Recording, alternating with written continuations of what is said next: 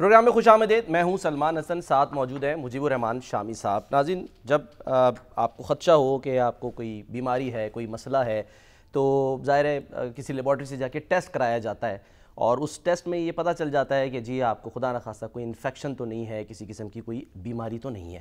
تو پاکستان پر ظاہر ہے الزام یہ لگتا ہے کہ پاکستان میں جی گورننس میں کرپشن بہت ہے. ماضی میں بھی الزامات لگے اور حالیہ دنوں میں بھی لگے. جو نئی حکومت آتی ہے وہ پچھلی پر بھی الزامات لگاتی ہے.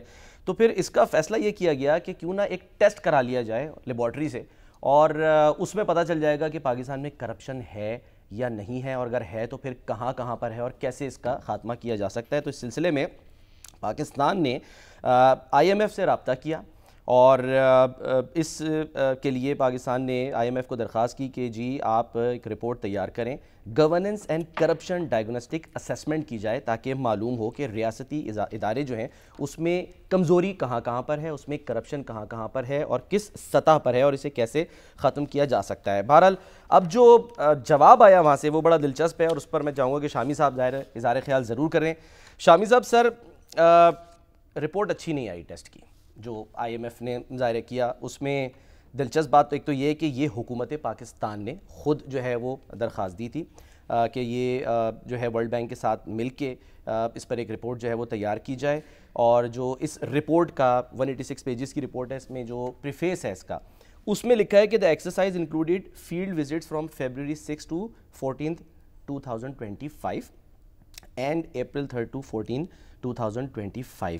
اچھا جی, اس میں ظاہر ہے جو لوگ اس میں شامل تھے ان کا شکریہ ادا کیا گیا اور بتایا گیا. منسٹری آف فائنینس کے ساتھ میٹنگز ہوئیں, 100 کے قریب شامی صاحب اس میں میٹنگز ہوئی ہیں, فائنینس سیکرٹری کے ساتھ, chief justice of the supreme court کے ساتھ, governor of the state bank of Pakistan کے ساتھ, فیڈرل بورڈ آف ریونیو کے ساتھ, ministry of law and justice commission, securities and exchange commission of Pakistan, privatisation commission, مطلب آپ ایک لمبی فہرست ہے جس میں سبھی جو ہیں وہ شامل ہیں, اور اس کی جو فائنینشیل سپورٹ ہے وہ حکومت جاپان نے کی ہے. اب سوال یہ ہے سر کہ جو یہاں پر بتایا جا رہا ہے جس طرح سے کہ پاکستان میں کرپشن ہے, 15 نکاتی اصلاحاتی ایجنڈا جو ہے وہ بھی فوری شروع کرنے کا کہا گیا. دنیا کا کوئی ملک ایسا ہے جہاں پہ جس میں کرپشن نہ ہو؟ امریکہ, کسی میں کم ہے, برطانیہ, کسی میں زیادہ ہے. کوئی ملک ایسا نہیں ہے جو دعویٰ کر سکے کہ وہاں کرپشن نہیں ہے. یہ کوئی اچھی بات بھی نہیں ہے, مطلب زیرو. اور ہاں, کرپشن کہیں کم ہے کہیں زیادہ ہے, لیکن بنیادی بات یہ کہ کرپشن کو گرفت میں لانے کے لیے کتنا مستعد ہے نظام. اچھا, یہ اہمیت ہے اس بنیادی بات. نظام خود اس قابل بھی ہے کہ نہیں؟ نظام اس جتنی چوکسی سے کرپٹ عناصر کا اور کرپٹ لوگوں کا اور کرپشن کا تعاقب کرتا ہے, اسی چوکسی سے وہ پھر اس کا آپ اندازہ لگاتے ہیں کہ کتنا شفاف ہے, ٹھیک, اور کس قدر معاملات یا بہتر چل رہے ہیں, اور ولنگنس ہے کہ نہیں. اور کرپشن تو ہر جگہ کہیں نہ کہیں کسی نہ کسی صورت میں موجود ہے. لیکن شامی صاحب یہ تو ہم ایکسیپٹ کریں بات کہ جی کیونکہ ولنگ ہے حکومت, اسی لیے حکومت نے کہا کہ یہ پتہ چلنا چاہیے. ان سے یہ کہا کہ آپ اس کا اپنی رپورٹ دیں, یہ کہاں کہاں ہے اور کس طریقے سے اس کا سدباب کیا جا سکتا ہے. ٹھیک ہے, اس لحاظ سے تو یہ حکومت پر چارج شیٹ نہیں ہے, خود احتسابی کہہ لیں اس کو. یہ خود احتسابی کا ایک پہلا قدم ہے. اچھا, یعنی پہلے آپ کو حالات کا, مریض کا اندازہ ہو جائے, مرض کہاں ہے, ٹھیک ہے, تاکہ پھر اس پہ سٹرائک کیا جا سکے, ٹھیک ہے, پھر اس کو کم کیا جا سکے. ٹھیک. تو کیونکہ یہ جو کرپشن ہے نا, ایک تو کرپشن ہے نا جو تھانے میں, کچہری میں, دفتر میں لی جاتی ہے. ہاں جی.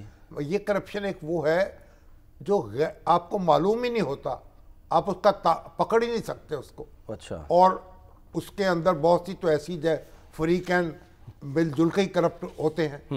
ایک اپنا ناجائز فائدہ اٹھانے کے لیے لوگ کرپشن میں لوگوں کو انوالو کر لیتے ہیں, اور پھر سرکاری مشینری جو ہے وہ بھی اس کا اپنا استعمال کرتی ہے اپنے اختیارات کا.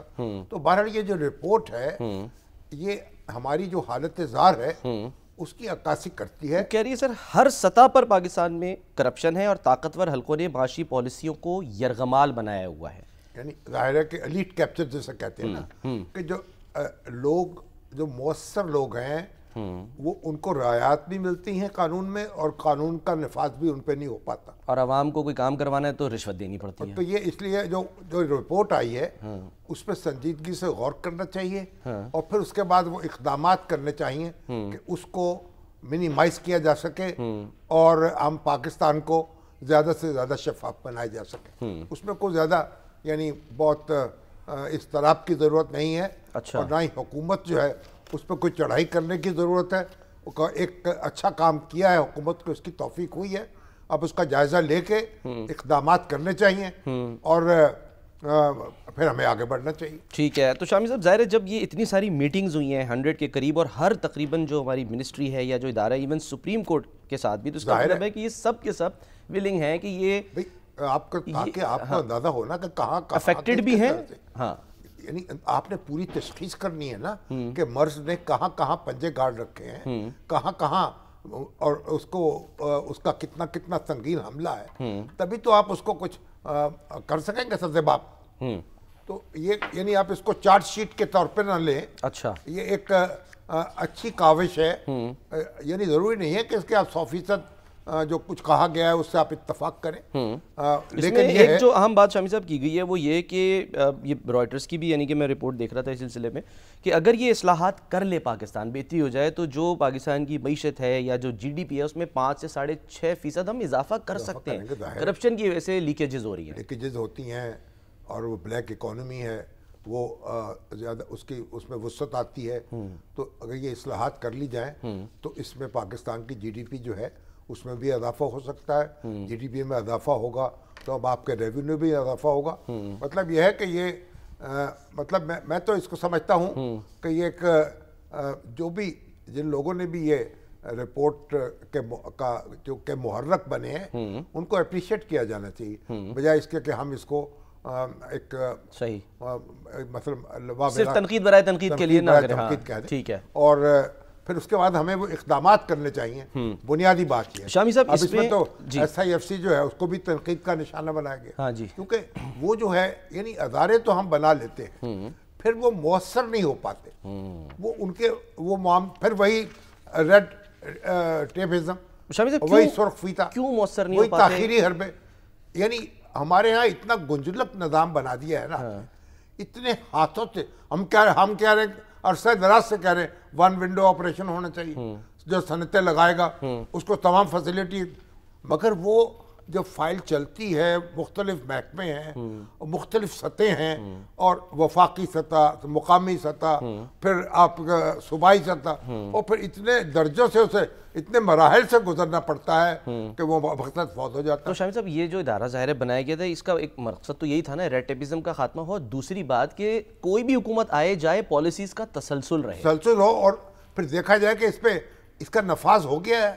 اب کئی کام ایسے ہیں جو صوبائی حکومت نے کرنے ہیں, کئی وفاقی حکومت نے کرنے ہیں, کئی ان کے متعلقہ لوگوں نے کرنے. یہ اس پہ بیٹھ کے باقاعدہ غور و خوض کرنا چاہیے کہ کس طریقے سے چیزوں کو ایکسپیڈائٹ کیا جا سکتا ہے, کس طرح ان کی رفتار تیز کی جا سکتی ہے. بعض اوقات آپ فائل دبا کے بیٹھ جاتے ہیں اور کچھ فیصلہ نہیں کرتے.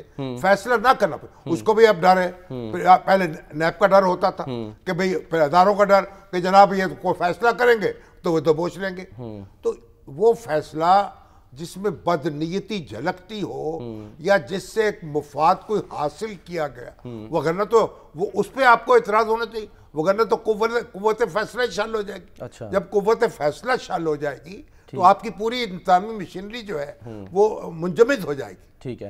شامی صاحب جب حکومت آئی, ویسے بس اس کو اینڈ کرنے سے پہلے کہ بہت سے اقدامات کرنے کا تو دعویٰ کیا گیا ظاہر ہے, اب کون سے ایسے آپ کو لگتا ہے سیکٹرز ہیں جہاں پر ابھی ہونا ہے, کیونکہ یہ کہہ رہے ہیں کہ جی کرپشن کی وجہ سے, یہ رپورٹ کہتی ہے سرکاری اداروں کا کنٹرول کم ہے, ٹھیک ہے, ٹیکسز کا جو مکمل درست استعمال ہے وہ نہیں ہوتا, کرپشن کی وجہ سے ٹیکس آمدن متاثر ہوتی ہے, قانونی نظام پر اعتماد کا فقدان ہوتا ہے, اور سرکاری کمپنیوں کے نقصانات ہوتے ہیں. مقدموں کے فیصلے کتنے دن میں تاخیر کیسے ہوتی ہے. پھر جو حکومتی محکمے جو ہیں وہ خطوط کے جواب ہی نہیں دیتے. جو ابھی ایف بی آر سے جن لوگوں نے ریفنڈ لینا ہوتا ہے اس کو ٹالے اور متصب فیصلے بھی کر دے, تبھی ان کو وہ کوشش ہوتی ہے ان کی کہ اس کو لٹکا دیں ہم, تاخیر سے کام. اور یہاں تو سرکاری محکمے جو ہیں عدالتوں کے فیصلے جو امپلیمنٹ کرنے میں اتنا لیت و لال سے کام لیتے ہیں. تو یہ ساری چیزیں جو ہیں دیکھنی چاہیے. اور یہ جو جو تاخیری حربے ہیں ان کو تو فی الفور ختم کرنا چاہیے نا، اچھا اس کا ہر سطح پر. یہ بھی کہہ رہے ہیں کہ پاکستان میں ضرورت سے زیادہ سر ریگولیشن اور رکاوٹیں ہیں ہر قدم پر. ہر قدم پر. یہ جو ہر چیز میں ایک ایک محکمہ نہیں کئی محکموں کی مداخلت ہے، اس سے یہ سپیڈ متاثر ہوتی ہے. ایک اور بھی سر پوائنٹ ہے بڑا امپورٹنٹ کہ ہر معاملہ مشاورت سے حل ہونے کے بجائے عدالت میں چلا جاتا ہے. وہی بات جو یعنی کہ آپ بھی کہہ رہے ہو. ایک عدالت میں چلا گیا، پھر وہاں جب اسٹے مل گیا اور اسٹے مل گیا تو بیٹھے رہے. تو یہ بہت سا ایک غور و خوض کے بعد اقدامات کرنے چاہیے. زبانی جمع خرچ سے کام نہیں چلے گا، نہ تقریر کرنے سے کام چلے گا، اقدام کرنے سے کام چلے گا. اور ماہرین کی کمیٹی بنائی جائے. بھی تو ہمارے اپنے یہاں بزنس ایڈمنسٹریشن کے بڑے اچھے ادارے ہیں، بڑے اچھے وہاں ماہرین موجود ہیں، ہمارے فارغ التحصیل لوگ موجود ہیں. ان کو بنائیں اور تاکہ اس کام کو ہم آگے بڑھائیں. چلیں آپ یہ کہہ رہے ہیں اس کو اپریشیٹ کرنا چاہیے شامی صاحب. اور ہم دوسری طرف دیکھ رہے ہیں کہ جو پاکستان اقدامات کر رہا ہے، جو کہہ رہا ہے، اس کو دنیا اپریشیٹ کر رہی ہے. کل ہم نے بتایا کہ جی ایک کانگریس کی جو رپورٹ ہے وہ سامنے آئی جس میں پاکستان کے موقف کو مانا گیا. اب کانگریس تو کچھ زیادہ ہی مہربان ہو گئی ہے، آج وہ لیٹر بھی لکھ دیا ہے. ابھی تو کانگریس کے جو 2 ارکان ہیں انہوں نے وزیر اعلیٰ مریم نواز شریف کو ایک خط لکھا ہے جس میں اپریشیٹ کیا ہے. جی ہاں، کہ انہوں نے جو جبری مشقت جو ہے اور یہ جو بھٹے ہیں اینٹوں کے، اس میں جو لوگوں کو پکڑ کے رکھا جاتا تھا اور جبری مشقت دی جاتی تھی، اس کا خاتمہ کیا ہے. اور اس کو انہوں نے باقاعدہ خط لکھ کر وزیر اعلیٰ پنجاب کو داد دی ہے. جی ہاں، یہ ہیں ممبر آف کانگریس سے ٹامس سوزی اور جیک برگ مین.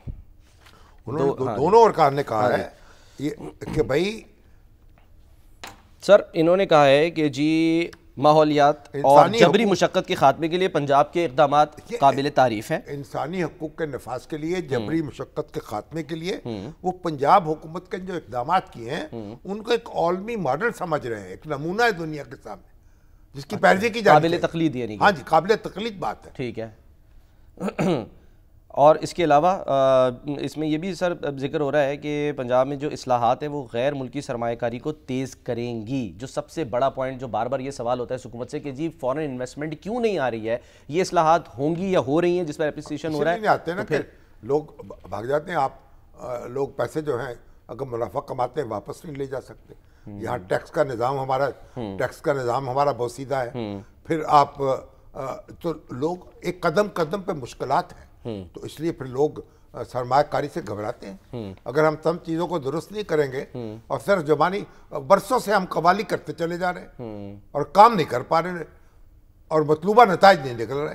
ہاں، اور جو سر کام نہیں کر پا رہے وہ الزام یہ لگا رہے ہیں کہ جی دوسرا جو ہے وہ بھی کوئی کام نہیں کر رہا. میں مثال کے طور پہ جو ہمارے گورنر معاف کیجیے گا وزیر اعلیٰ کے پی ہیں سر سہیل آفریدی صاحب، وہ بیچارے آج بھی گئے ملاقات کرنے کی غرض سے، ان کا نام بھی لسٹ میں موجود تھا. ملاقات تو نہیں کرنے دی گئی، ظاہر ہے وہ ایک الگ میٹر ہے، الگ مسئلہ ہے.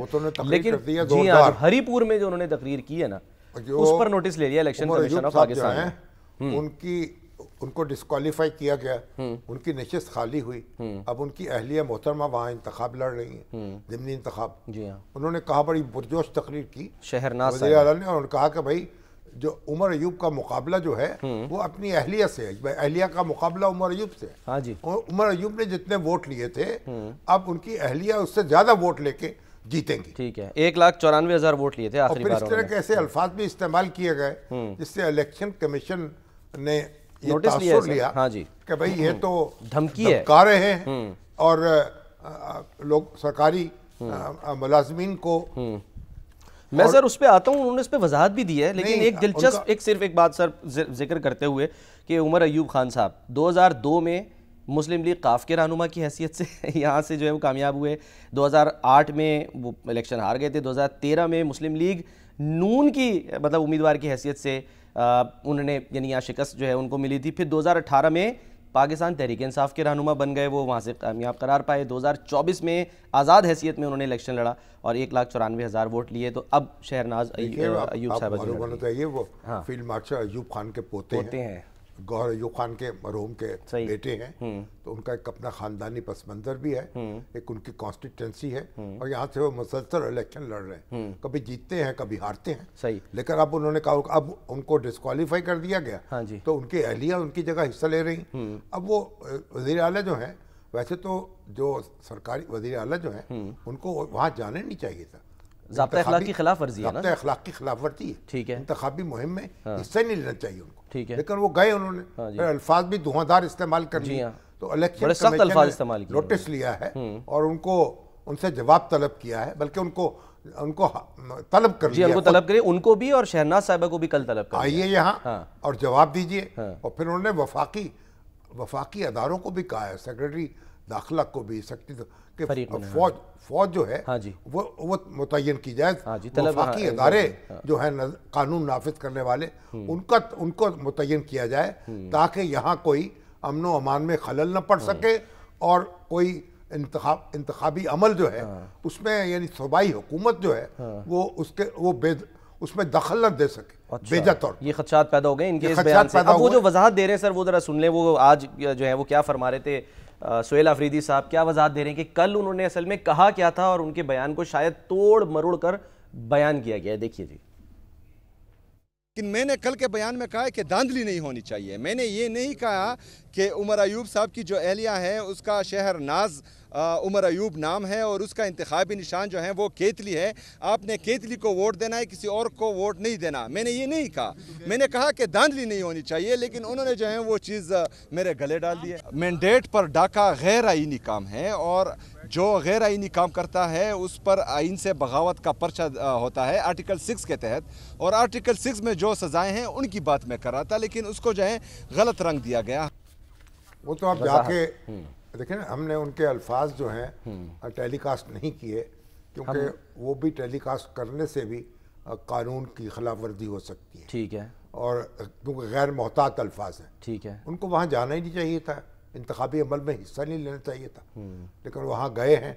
अब उनको नोटिस जारी किया गया है और वो जवाब देंगे वहाँ जाके, ये जो सफाई पेश करेंगे। अच्छा, सफाई पेश करें, इलेक्शन कमीशन को मुतमईन करें, मुतमईन नहीं करेंगे तो फिर उनके खिलाफ कार्रवाई। लेकिन आपको लग क्या रहा है शमी साहब की ये जो जिस तरह वजाहत दे रहे हैं ये है काबिल कबूल किया? क्योंकि जो आपने बताया कि वो सुना भी है हमने वो बयान। मैं तो जज नहीं हूँ ना, ना मैं इलेक्शन कमीशन का रुकन हूँ। सही है, इलेक्शन कमीशन को इन्फ्लुएंस भी नहीं करना चाहता, तो उनको आपको पता कि ये भी हमारा ज़ाब्ता अखलाक जो है, जब कोई मुकदमा ज़ेर समात होता है तो फिर उस पर इस तरह की राजधानी से गुरेज करना लाज़िम है।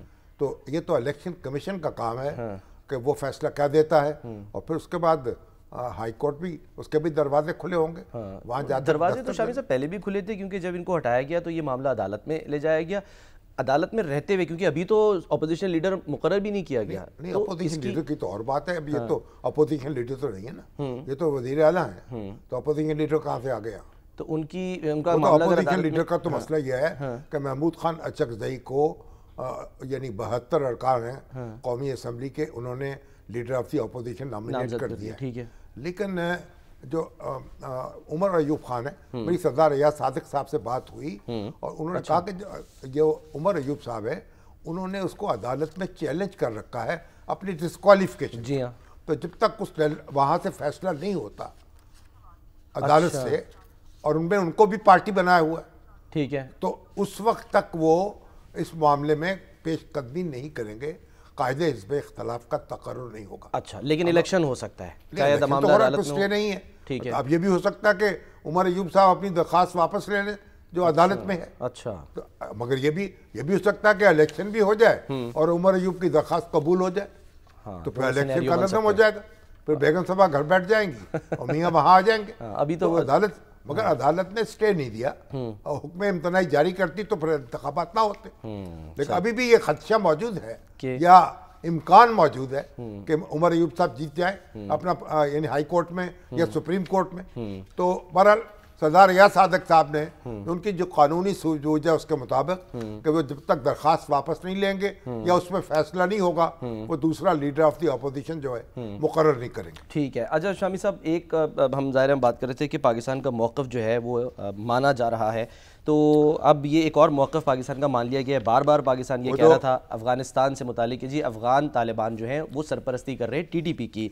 अब ये जो डेनमार्क ने बेसिकली अक़वाम मुत्तहिदा की सलामती कौंसिल में ये बयान दिया, ये कहा है कि जी रिपोर्ट पेश किया, जी हाँ, बयान नहीं दिया, रिपोर्ट पेश किया। नहीं, वो मैं सुनाना चाह रहा हूँ जो यानी कि उनकी वो हैं जेंसन लैंडी, جو کہ نائب مستقل مندوب ہیں ڈنمارک کی، انہوں نے کیا کہا سر ذرا سن لیتے ہیں، دیکھ لیں۔ پاکستان کا موقع تو شاہد صاحب تسلیم یعنی کر لیا تحریک طالبان ہیں جو پاکستان، وہ وہاں سے بیٹھ کے 6000 کے قریب جنگجو ہیں اس کے، وہ کہہ رہی ہیں ہاں جی، اور پاکستان پہ اٹیک ہو رہے ہیں، اور وہ پھر یہ ہے کہ جو داعش ہے اس کے بارے میں بھی بتایا کہ اس نے جو مغربی افریقہ جو ہے ہاں جی، وہاں اپنا یعنی سرگرمیاں وہاں سے شروع کر دی ہیں، ہاں جی، اور انہوں نے کہا ہے کہ یہ جو افغان حکومت ہے اس کی پشت پناہی حاصل ہے تحریک طالبان پاکستان کو، پاکستان کب سے یہی کہہ رہے ہیں جو ہے، اور یہ جو انہوں نے جو رپورٹ اپنی پیش کی ہے اس سے پاکستان کا موقف جو ہے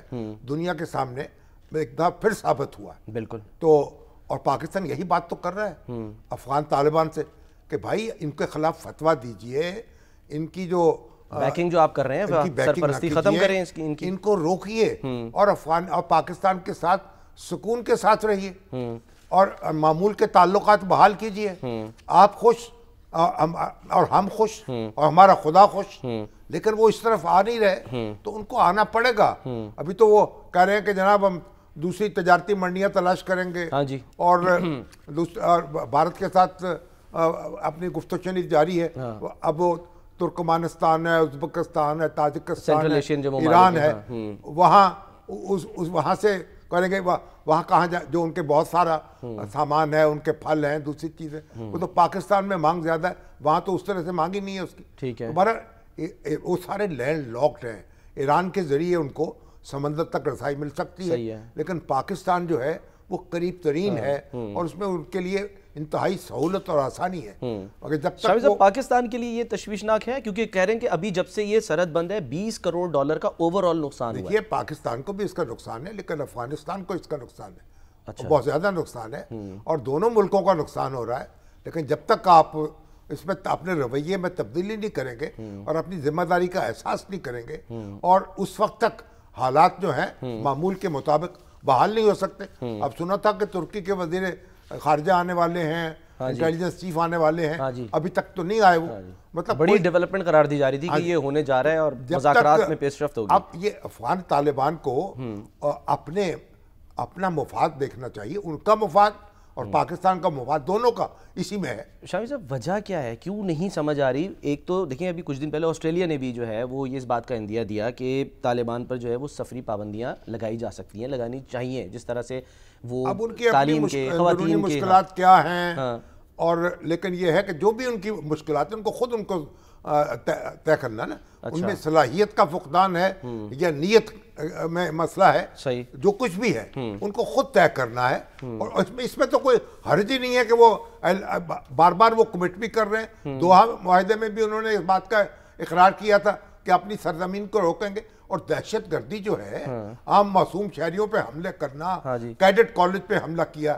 دیکھیے کتنا کوہرام بچ جاتا، کتنے ہمارے نوجوان اگر نشانہ بن جاتے۔ 3 مختلف کارروائیاں ہوئی ہیں، اس میں بھی ہم دیکھ رہے ہیں کہ مسلسل فتنہ الخوارج مارے جا رہے ہیں، 23 کے قریب جو ہیں وہ مارے گئے۔ ہمارے جو قانون نافذ کرنے والے ادارے ہیں ان کی صلاحیت میں اور اہلیت میں بہت اضافہ دیکھ رہا ہوں میں، اور اس سے ایک صورتحال جو ہے وہ بہتر ہو رہی ہے، وہ قابو کر رہے ہیں حالات کو، تو وہ تو کریں گے انشاءاللہ، جان لڑائیں گے، لیکن افغان حکومت اگر اس میں اس ایفرٹ میں شریک ہو جائے تو بہت آسانی پیدا ہو جائے۔ اس سے لیکن آپ کو لگتا ہے کہ پریشر بڑھے گا جو ڈنمارک نے کہا ہے اور یو این کے ظاہر ہے، پوری دنیا مان رہی ہے اس بات کو، ٹھیک ہے، کوئی پاکستان اکیلا نہیں کہہ رہا، ہر شخص کہہ رہا ہے کہ وہاں سے بیٹھے ہوئے دہشت گرد جو ہیں وہاں حملے کر رہے ہیں پاکستان میں، اور یہاں جینا ہمیں حرام کا رکھا ہے ہمارا۔ ٹھیک ہے ابھی تو آپ یہ دیکھیے، اپنی دلچسپ بات ہے، ابھی تازہ جو رائٹر کی ایک رپورٹ آئی ہے کہ امریکی حکام نے اور دفاعی ماہرین نے کہا ہے کہ سعودی عرب کو جو امریکہ F-35 طیارے فراہم کرے گا وہ اس معیار کے نہیں ہوں گے۔ کل کے پروگرام میں آپ نے یہ سوال اٹھایا تھا، اس پہ زیر بحث تھا نا، مگر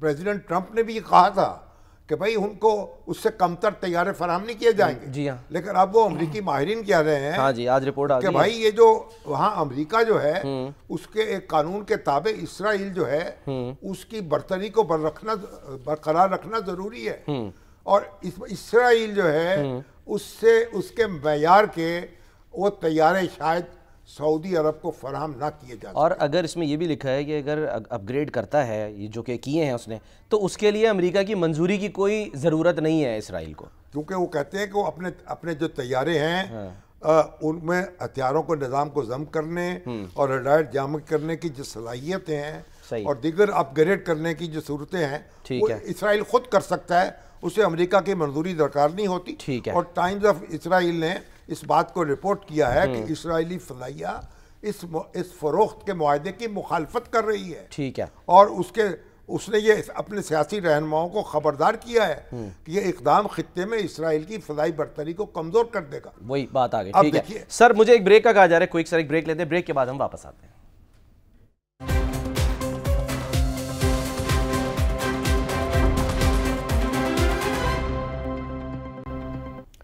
ویلکم بیک. شامی صاحب، سر نظام میں خامیوں کی تو بات ہو رہی ہے، اور اب یہ سعودی عرب کے معاملے میں جو امریکی حکام نے یہ بات کی ہے، اب یہ اس کے لیے یا تو کہہ رہے ہیں کہ کانگریس کو اجازت لینی پڑے گی کانگریس سے یا سینٹ سے. اچھا. تو اب دیکھنے کی بات، یہ معاملہ اب شہزادہ محمد بن سلمان اور پریزیڈنٹ ٹرمپ اور ان کی کانگریس اور سینٹ کے درمیان ہے. اچھا. کیونکہ انہوں نے جو اعلان یہ بات کہی تھی، تو اگر اس پہ عمل نہیں ہوتا تو پھر شہزادہ جو ہے وہ بھی اپنی کمٹمنٹ جو ہے $1 ٹریلین گئے، اسے پیچھے ہٹ سکتے ہیں. اچھا. یا پھر وہ اب یہ جو طیارے ہیں لینے کے لیے کسی دوسری طرف بھی رجوع کر سکتے ہیں. اچھا. چائنا سے رابطہ کر سکتے ہیں. کوئی جدید ترین طیارے جو چائنا تیار کرتا ہے، J-10C ہے، J-35 ہے، اس سے دیکھیں کہ اس سے کوئی استفادہ کر سکتے ہیں. اچھا. بھارت اب یہ امید ہے کہ پریزیڈنٹ ٹرمپ جو ہے اس مسئلے کو حل کر لیں گے. چلیں سر، ہم اپنے مسائل کی بات کرتے ہیں. پروگرام کے آغاز میں جو ہم نے بات کی کہ جی وہ نظام کی بات ہو رہی ہے کہ نظام میں جو موجود خامیاں انہیں دور کیا جائے. اب نظام کو اس کے لیے بدلنا ہوگا، نظام میں رہ کر کچھ کرنا ہوگا. اس کے لیے جو جماعت اسلامی ہے وہ اب ایک اجتماع کر رہی ہے، اور کل سے اسلامی کا تو جی سالانہ اجتماع پہلے تو ہر سال ہوتا تھا، لیکن اب ارکان اکٹھے ہوتے تھے جماعت کے اور جو متفقین اور ہمدردین، لیکن اب بڑے عرصے کے بعد یہ ان کا سالانہ اجتماع ہو رہا ہے. اور یعنی 3 دن جاری رہے گا، جمعہ، ہفتہ، اتوار. بالکل. مینار پاکستان 11 سال پہلے ہوا تھا یہ، 11 سال پہلے. انہوں نے کہا بدل دو نظام. کیسے بدلیں گے نظام اگر نظام کا حصہ ہی نہیں ہے تو سر؟ نظام کا جب حصہ نہیں ہے تو بدلیں گے کیسے؟ یعنی نعیم الرحمان صاحب کہتے ہیں، جو امیر جماعت اسلامی ہیں، کہ جب ہم نظام بدلنے کی بات کرتے ہیں تو ہم آئین کے اندر جو موجود جو دفعات ہیں اور آئین میں جو اہداف طے کیے گئے ہیں اور جو تبدیلی کی بات کہی گئی ہے اس کو پر عمل درآمد کی بات کرتے ہیں. اچھا. ہاں، تو آئین میں جو لوگوں سے وعدے کیے گئے ہیں کہ ان کے تعلیم کے حوالے سے اور سماجی ترقی کے حوالے سے، روزگار کے حوالے سے، وہ سارے وعدے پورے کیے جائیں تو اس طریقے سے نظام بدلا جائے گا. ظاہر ہے اس کے لیے پھر آپ کو اسمبلی میں ایک بڑی بھاری اکثریت میں آنا ہوگا. صحیح ہے. یا پھر ایسی کولیشن بنانی ہوگی. ٹھیک ہے سر. جو نائب امیر ہیں جماعت اسلامی کے لیاقت بلوچ صاحب اور اس اجتماع کے ناظم بھی ہیں، وہ ہمارے ساتھ موجود ہیں، ان سے بات کرتے ہیں. السلام علیکم. السلام علیکم. جی لیاقت صاحب، یہ جو اجتماع ہو رہا ہے اس کا آغاز کل سے ہوگا؟ جی بہت شکریہ جناب شامی صاحب، بہت شکریہ جی شامی صاحب. تو کیا اہداف اس کے ہیں اور کتنے لوگ اس میں شرکت کریں گے؟ پلان ہے کیا؟ گزارش ہے جی کہ انشاءاللہ کل جو ہے کہ جمعہ نماز سے اجتماع عام کا آغاز ہوگا، اور ظاہر ایک عرصے کے بعد یہ اجتماع عام منعقد ہو رہا ہے، اور پورے ملک میں جماعت اسلامی کا ایک بڑا تعارف بھی ہے اور کارکنان کا بھی ایک بڑا رجوع ہے، خواتین اور نوجوانوں کا بھی. حال ہی میں بنو کابل کے جو بہت بڑے پروگرام ہوئے ہیں اس سے ایک بہت بڑی یوتھ جو ہے کہ وہ اٹریکٹ ہے، وہ اس اجتماع عام میں آ رہے ہیں. تو مینار پاکستان کا جتنی بھی وسعت ہے اس کی ایک انچ پہ ہم نے اپنے تمام انتظامات کیے ہیں، اور ہم نے پھر نمازوں کی ادائیگی کے لیے بھی بادشاہی مسجد کی ریکویسٹ کی، اور بار بار جانے کے بعد الحمدللہ اس کی بھی ہمیں اجازت ملی ہے.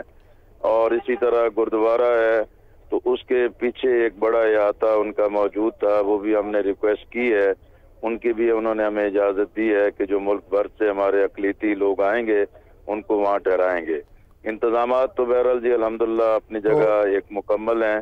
باقی جیسے آپ کہہ رہے تھے یہ لوگ جو ہے قیام بھی ان کا یہی ہوگا جو جی شرکا یہی ہوگا انشاءاللہ. تو اس میں یعنی ان ایک بہت کے شامیانے لگائے جائیں گے ان کے لیے.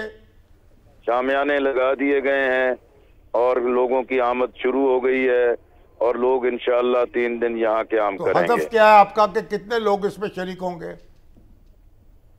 ویسے جی دیکھیں اگر مینار پاکستان کے سامنے کوئی ایک پنڈال میں جلسہ ہوتا ہے تو لوگ تو اس کو بھی لاکھوں کہہ لیتے ہیں، لیکن آپ دیکھیں کہ اس کے پورے ارد گرد کا اور بادشاہی مسجد میں الحمدللہ لوگ ہی لوگ ہیں اور لوگ آ رہے ہیں، تو اب یہ تو ایک ان گنت چیز ہو جاتی ہے.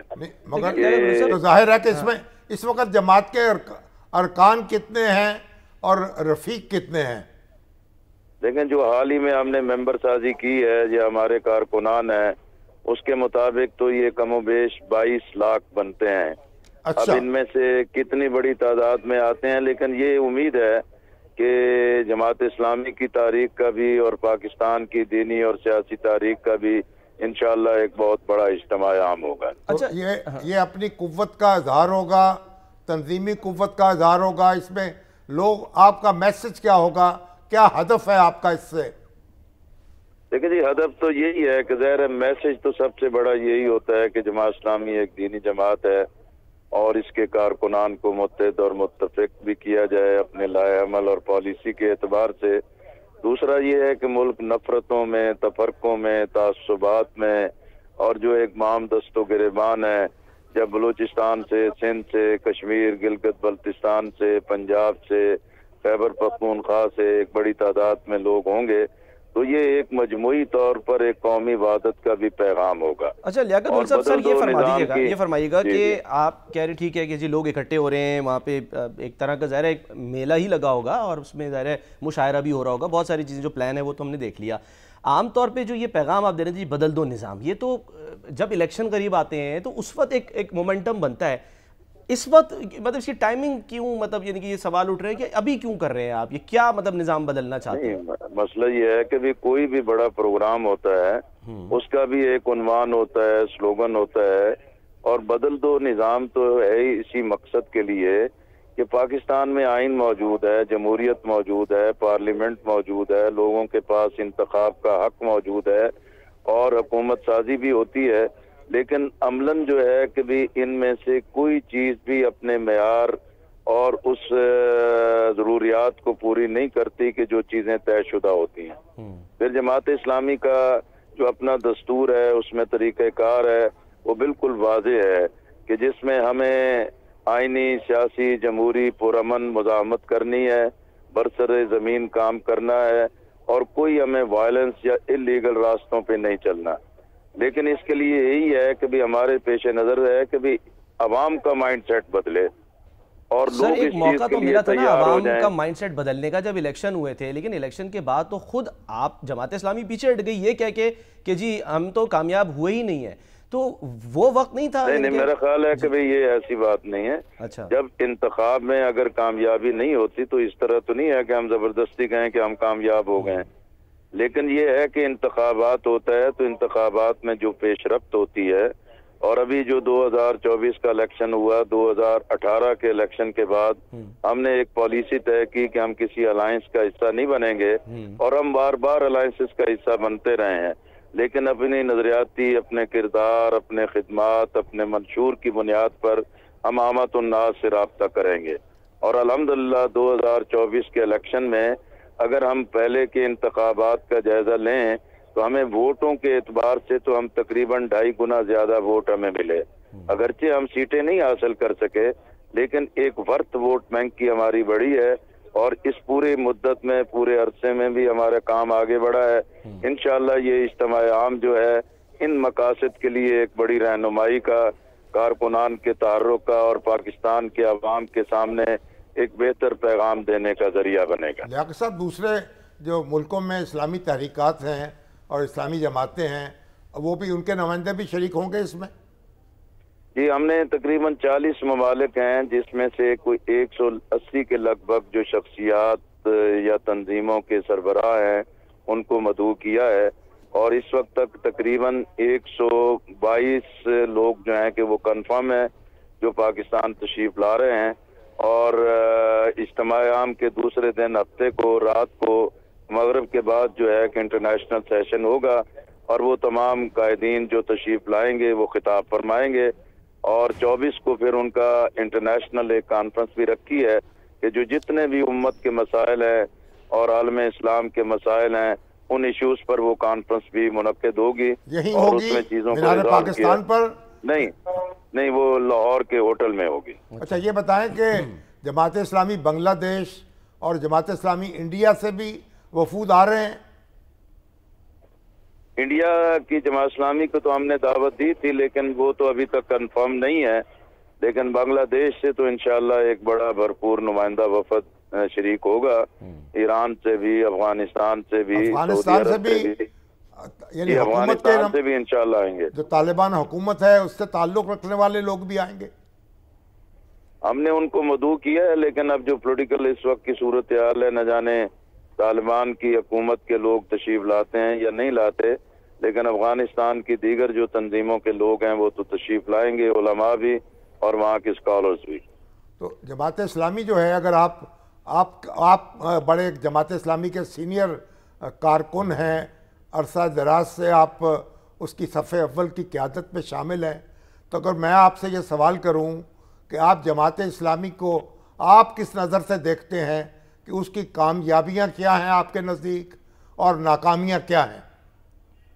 لیکن جی سب سے بڑی کامیابی تو یہ ہے کہ جماعت اسلامی جس نظریے اور جس فکر کی بنیاد پر بنی، کمی کمزوریاں گنوائی جا سکتی ہیں لیکن مجموعی طور پر الحمدللہ جماعت اسلامی اپنی اسی نظریے اور فکر کی بنیاد پر کام کر رہی ہے۔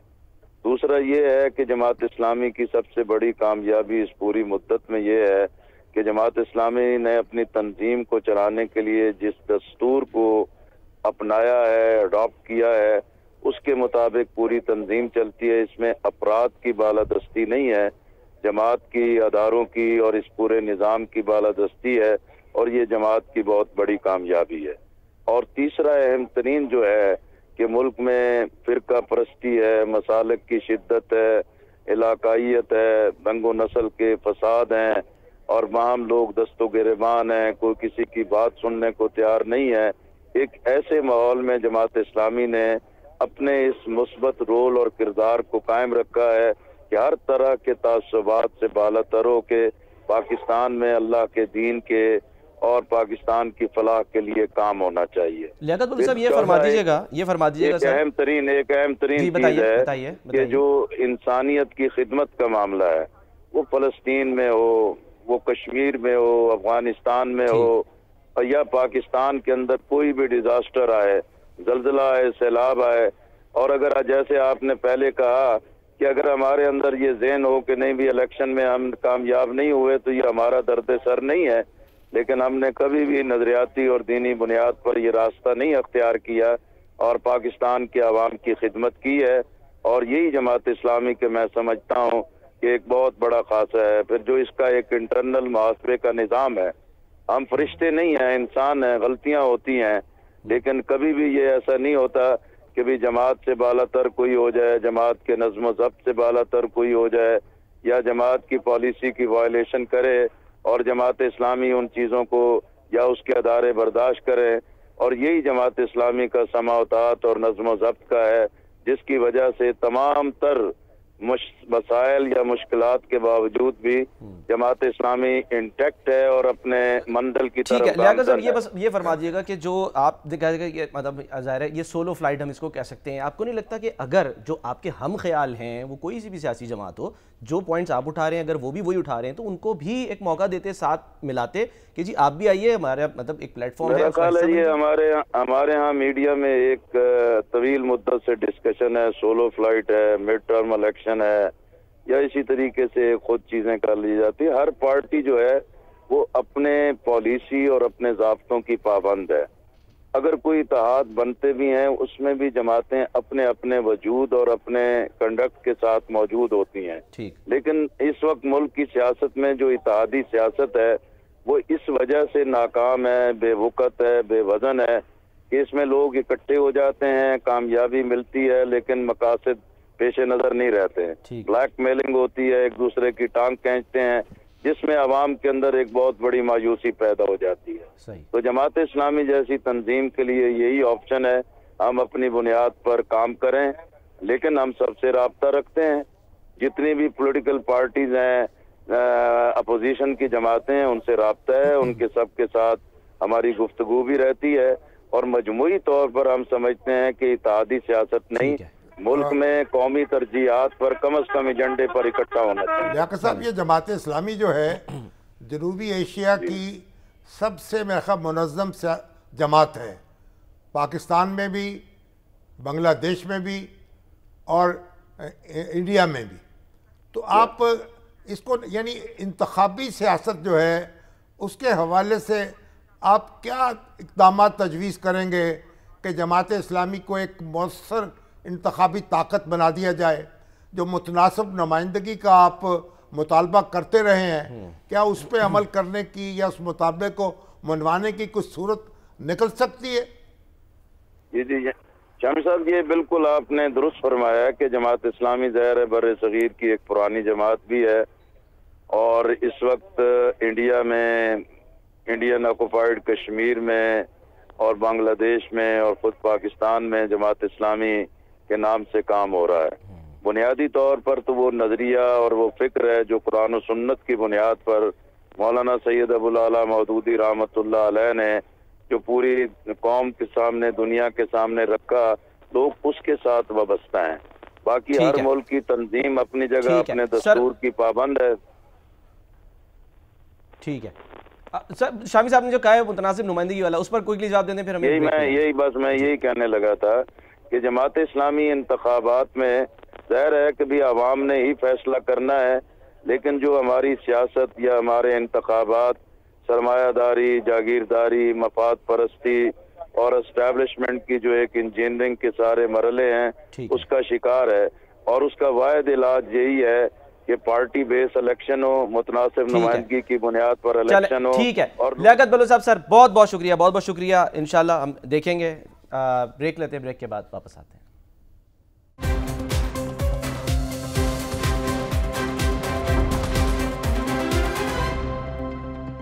پروگرام کا وقت ختم ہوتا ہے، ناظرین اپنا خیال رکھیے، اللہ حافظ۔